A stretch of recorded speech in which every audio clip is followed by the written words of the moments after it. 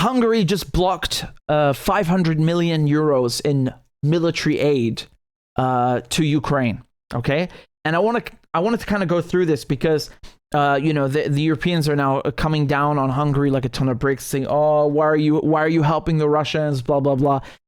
It's a bit more complex than that. Here's the crux of the issue. Okay, so EU foreign ministers failed to agree on new funds to finance weapons for Ukraine after Hungary blocked the decision over the country's biggest bank, OTP, appearing on Ukraine's list of quote-unquote international sponsors of the war. Ukraine's anti-corruption agency blacklisted the Hungarian bank because they say that it, quote, provides preferential credit terms to the Russian military. In other words, actually rewards them for the committed war crimes.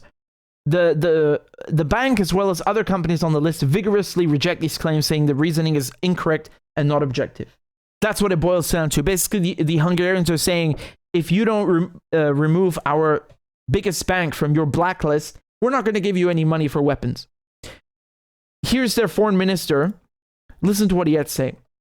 Of the war. Mindaddig ellenezni fogjuk az európai békekeretből ennek az újabb $500 milliárd eurónak a kifizetését a fegyverszállító tagállamok számára, ameddig Ukrajna a háború nemzetközi szponzorainak listáján tartja az OTP-t.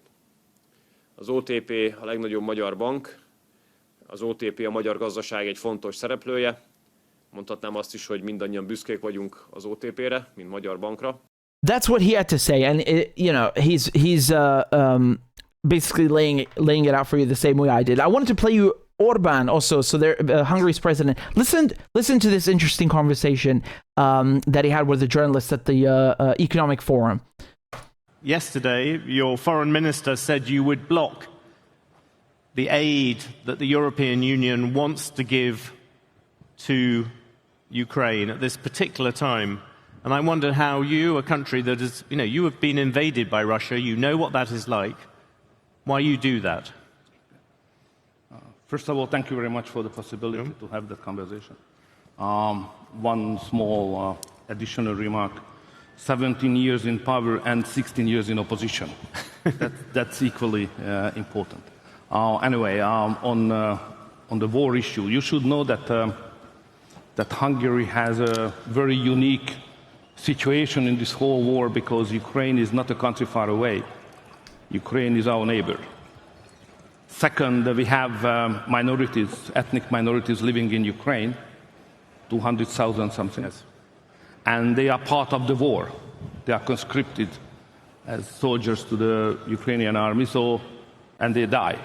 So we lose lives daily, Hungarian lives as well. So therefore, we consider this whole situation from a special angle. So we do not belong to the mainstream European approach. And my position was, or the position of Hungary was, the very first moment, that this war is the failure of diplomacy. It should have never happened, that war, outbreak. So looking what's going on the front line, for us it's obvious that the battlefield solution does not work.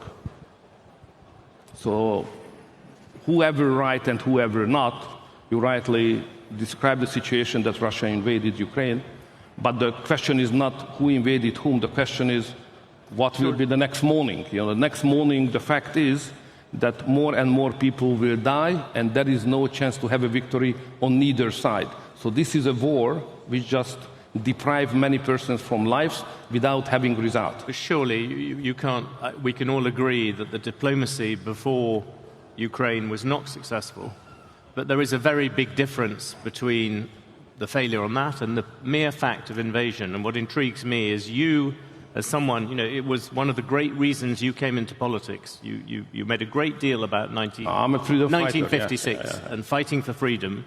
You have a neighbor who is invaded by Russia, the very country, you grew up with pictures of tanks going into Budapest. Why are you opposing the European aid? No, it's emotionally, it's tragic.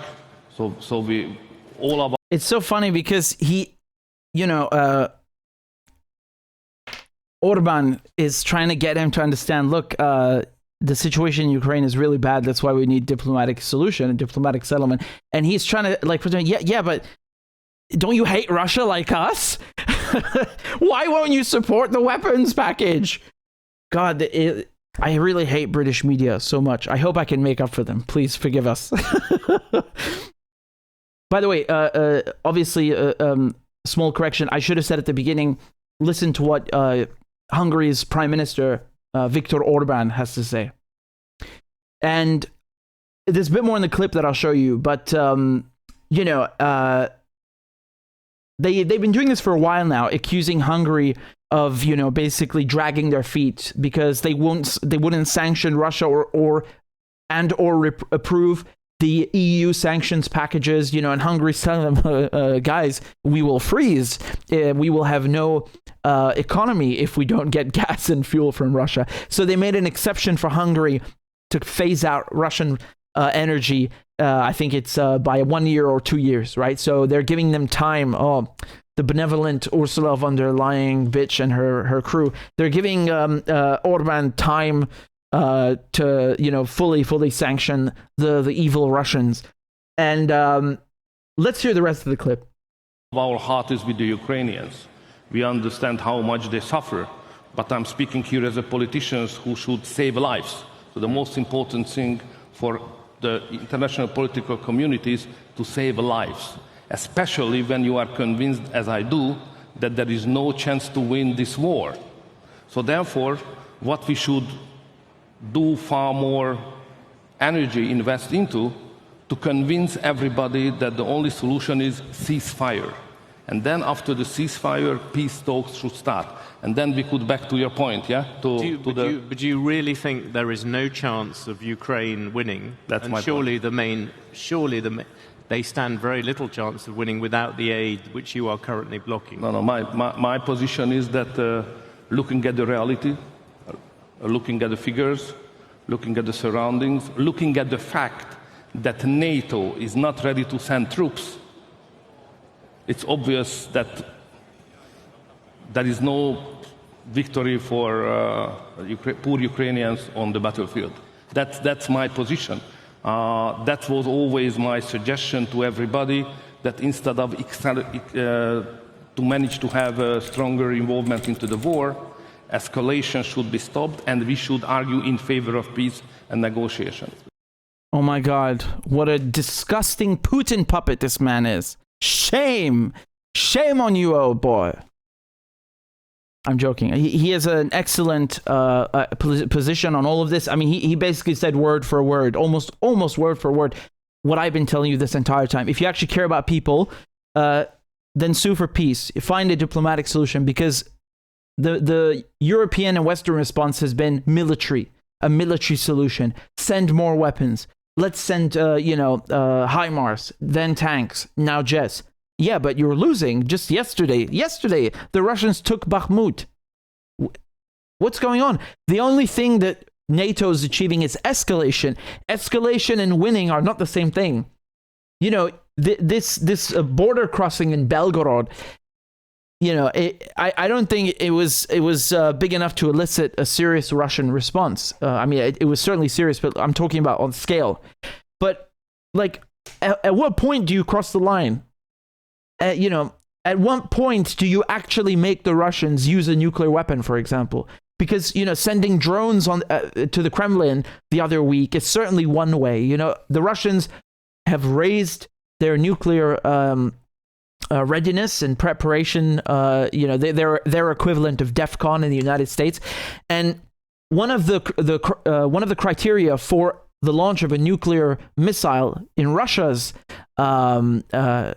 in Russia's playbook. I hate this goddamn term. I despise this term, but it's actually, you know, one of their published criteria. They say that an attempt, you know, on the president's life, or an attempt to kind of basically, you know, cut off the head of Russia's government to kill its leadership, basically, will elicit the launch of a Russian nuclear missile.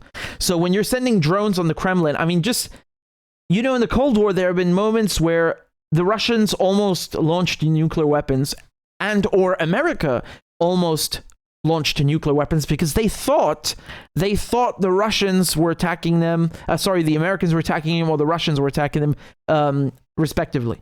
You know, one side was almost convinced that a nuclear missile was impending, or multiple ICBMs. Jesus Christ! Even throughout the entire Cold War, never has a fucking drone hit the Kremlin. Have you people gone absolutely mad? And, you know, if that would have happened to the White House, I would be equally as alarmed and be telling you, what the hell are you thinking, Russians? You're attacking the fucking White House? Have you gone mad? I mean, excuse my French, but it's gone out of control. It's gone out of hand. They've gone nuts. They've gone nuts. They've gone nuclear. You know, forgive the pun, but this has really, really gotten out of hand. Today it's F-16s. Okay, fine. And forget Nord Stream 2. I haven't even mentioned Nord Stream pipelines, which is critical civilian infrastructure. What are you guys doing?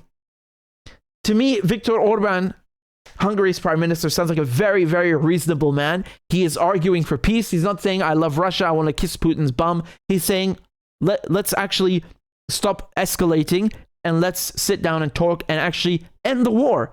And he said this war should have never happened. Word for word, what I tell you guys, this war should have never happened. The Americans, NATO, EU didn't take diplomacy seriously. Why did they? I mean, again, I've told you that we've been attacking the Russians for 100 years now, right? We actually invaded Russia and fucking bombed them with chemical weapons, right? Winston Churchill with the M device.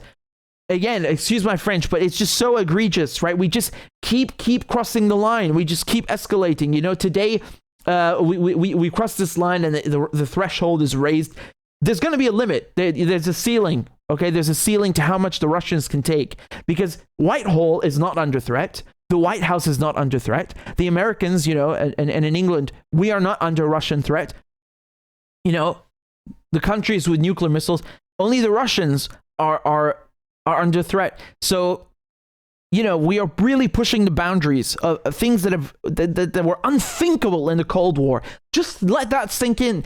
I myself, I swear to God, almost every day I think to myself, Jesus Christ, this can't be real.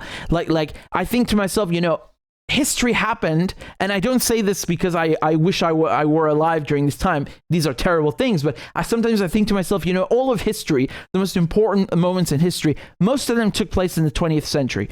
Obviously, I'm exaggerating, but you know, yet all these things, the reshuffling of an end of colonialism, well, sort of, right? You guys know I talk about neo-colonialism all the time, but so many major events happen, and I then think to myself, we are literally living through major events, and I don't mean that in a good sense. I'm saying that in a negative sense, that we could almost. The human race might be wiped out because of these nut jobs. These they're salivating at the mouth. These bloodthirsty motherfuckers like Hillary Clinton, like Joe Biden, like Sunak and Truss, and all of them. They are going to kill us all. You don't have to like the Russians, but understand the Russians have nuclear weapons. How far are you going to push them before they actually send those missiles over? What are you doing? What are you doing? And don't even come here. Don't even start with, oh, I care about Ukraine. You don't give a crap about Ukraine. You caused this in Ukraine. You guys caused this in Ukraine. Ukraine is NATO's fault. We've been just pushing and grinding at these Russians for 100 years.